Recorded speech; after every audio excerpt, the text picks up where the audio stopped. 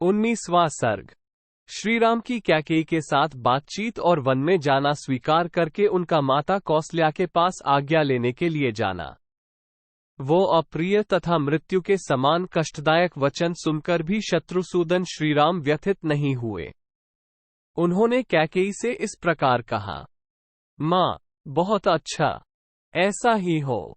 मैं महाराज की प्रतिज्ञा का पालन करने के लिए जटा और चीर धारण करके वन में रहने के निमित्त अवश्य यहाँ से चला जाऊंगा। परंतु मैं ये जानना चाहता हूँ कि आज दुर्जय तथा शत्रुओं का दमन करने वाले महाराज मुझसे पहले की तरह प्रसन्नता पूर्वक बोलते क्यों नहीं है? देवी, मैं तुम्हारे सामने ऐसी बात पूछ रहा हूँ, इसलिए तुम्हें क्रोध नहीं करना चाहिए। निश्चय चीर और जटा धारण करके मैं वन को चला जाऊंगा, तुम प्रसन्न रहो। राजा मेरे हितैषी, गुरु, पिता और कृतज्ञ हैं। इनकी आज्ञा होने पर मैं इनका कौन सा ऐसा प्रिय कार्य है जिसे शंख होकर न कर सकूं?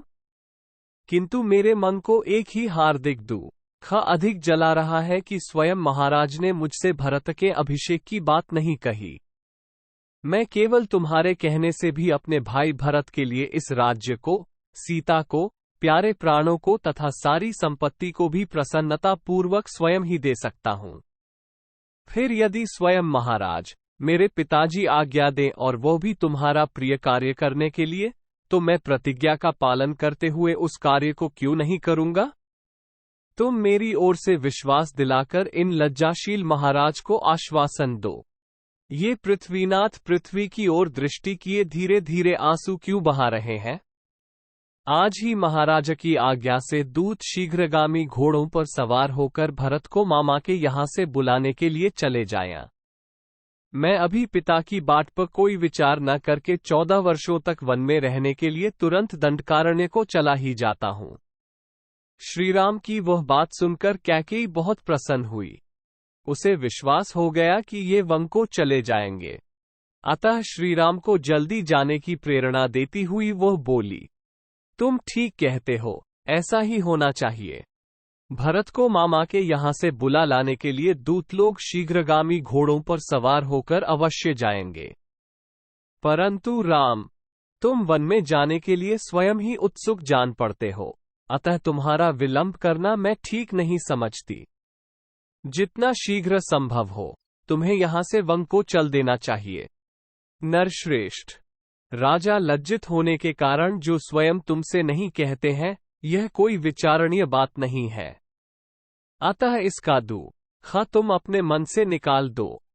श्रीराम, तुम जब तक अत्यंत उतावली के साथ इस नगर से वन को नहीं चले जाते, तब तक तुम्हारे पिता स्नान अथवा भोजन नहीं करेंगे। कैकेयी की यह बात सुनकर शोक में डूबे हुए राजा दशरथ लंबी सांस खींचकर बोले, धिक्कार है।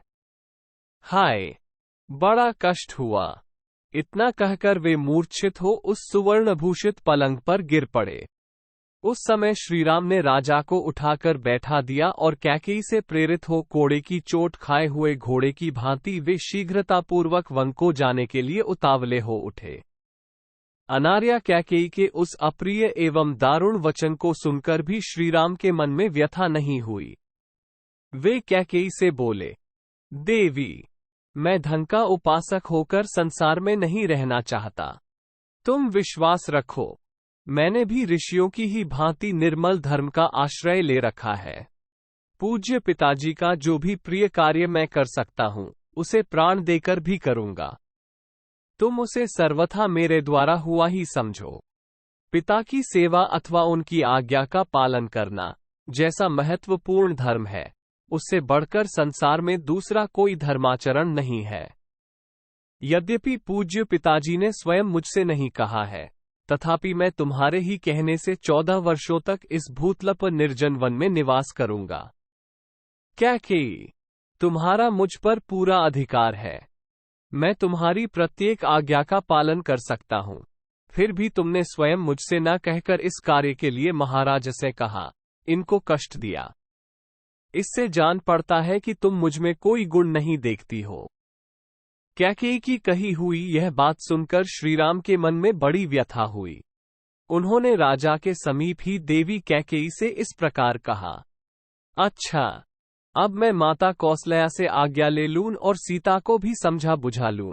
इसके बाद आज ही विशाल दंडकवन की यात्रा करूंगा। तुम ऐसा प्रयत्न करना जिससे भरत इस राज्य का पालन और पिताजी की सेवा करते रहें, क्योंकि यही सनातन धर्म है। श्रीराम का यह वचन सुनकर पिता को बहुत दुख हुआ। वे शोक के आवेग से कुछ बोल ना सके, केवल फूट फूट कर रोने लगे। महातेजस्वी श्रीराम उस समय अचेत पड़े हुए पिता महाराज दशरथ तथा अनार्या कैकेयी के भी चरणों में प्रणाम करके उस भवन से निकले। पिता दशरथ और माता कैकेयी की परिक्रमा करके उस अंतःपुर से बाहर निकलकर श्रीराम अपने सुहृदों से मिले। सुमित्रा का आनंद बढ़ाने वाले लक्ष्मण उस अन्याय को देखकर अत्यंत कुपित हो उठे थे, तथापि दोनों नेत्रों में आंसू भरकर वे चुपचाप श्रीरामचंद्र जी के पीछे पीछे चले गए।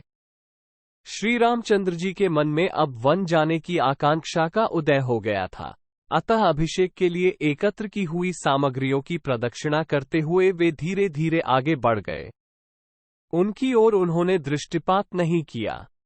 श्रीराम अविनाशी कांति से युक्त थे, इसलिए उस समय राज्य का न मिलना उन लोककमनीय श्रीराम की महती शोभा में कोई अंतर न डाल सका, जैसे चंद्रमा का क्षीण होना उसकी सहज शोभा का अपकर्ष नहीं कर पाता है।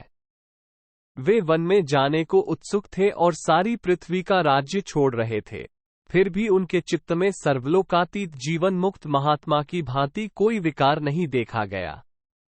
श्रीराम ने अपने ऊपर सुंदर छत्र लगाने की मनाही कर दी। डुलाए जाने वाले सुसज्जित चंवर भी रोक दिए। वे रथ को लौटाकर स्वजनों तथा पूर्वासी मनुष्यों को भी विदा करके आत्मीय जनों के खसे होने वाले खको मन में ही दबाकर इंद्रियों को काबू में करके यह अप्रिय समाचार सुनाने के लिए माता कौसल्या के महल में गए। उस समय उन्होंने मन को पूर्णतः वश में कर रखा था। जो शोभाशाली मनुष्य सदा सत्यवादी श्री मां राम के निकट रहा करते थे, उन्होंने भी उनके मुख पर कोई विकार नहीं देखा।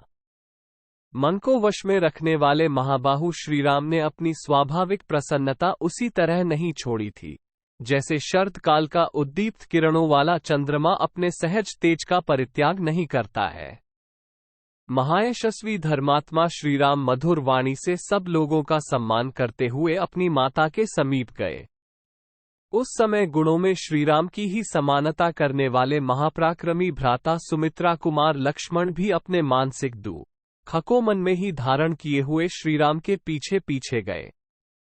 अत्यंत आनंद से भरे हुए उस भवन में प्रवेश करके लौकिक दृष्टि से अपने अभीष्ट अर्थ का विनाश हुआ देखकर भी हितैषी सुहृदों के प्राणों पर संकट आ जाने की आशंका से श्रीराम ने यहाँ अपने मुख पर कोई विकार नहीं प्रकट होने दिया। इत्यार्षे श्रीमद् रामायणे वाल्मीकिये आदिकाव्ये अयोध्या कांडे 19 सर्ग। इस प्रकार श्री वाल्मीकि निर्मित आर्ष रामायण आदिकाव्य के अयोध्या कांड में 19वां सर्ग पूरा हुआ।